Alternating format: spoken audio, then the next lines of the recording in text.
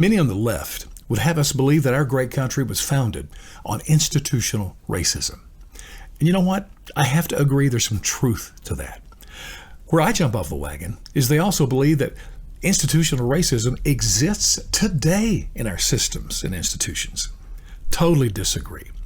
I remind you that we had that greatest example of institutional racism called slavery, and I don't know if you realize this or not, but we did away with that. Then we went through that terrible era of the Jim Crow laws, and we did away with that. And today we stand side by side, all colors. Every individual is as equal as we have ever been in this country. It's something to be celebrated, something to recognize, again, the greatness of this country and our achievement. But, of course, the left is not going to go there. Now, it's kind of interesting. We haven't heard much about racism lately, but get ready. It's going to ratchet up because Democrats are not looking good right now. And so as the election nears, they're going to have to talk about racism once again. And in their world, all Democrats are pure, righteous, white, and non-racist, whereas Republicans are all racist and white supremacists. Even the conservative blacks are examples of white supremacy. So if you want to go believe that, feel free. Now, they always use the prison system as an example of institutional racism. And here's their logic. 13% of the American population is black, yet 40% of the prison population is black. Thus, racism. Now listen, if you're going to use that logic, I've got to throw the abortion industry in right here as another prime example of institutional racism. Because guess what? As I said, 13% of the population is black, yet 40% of all babies killed are also black. Get the point?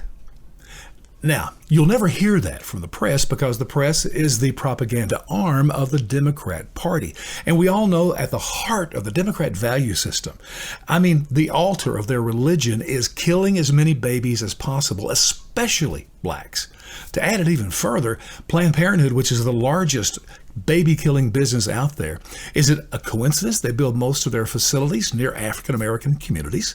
Is it a coincidence they market their services to blacks? Sure looks like racism. But in truth, I don't think either one of them are examples of institutional racism. Allow me to explain.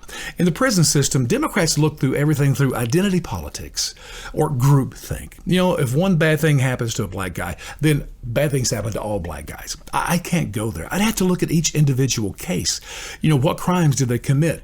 Why did the jury convict them? Was their sentencing right? And I got to be honest, we talk about the justice system being colorblind. Well, it's not. But it's not about black and white. It is about green.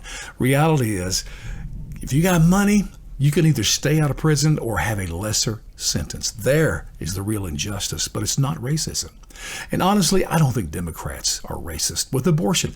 It is true they want to kill as many babies as possible. They don't care about the color. They'd be happy if every white baby was killed. So there's no racism there. But you need to understand this because as we move forward to the election, the political rhetoric is going to crank up and we're going to hear all about this institutional racism once again.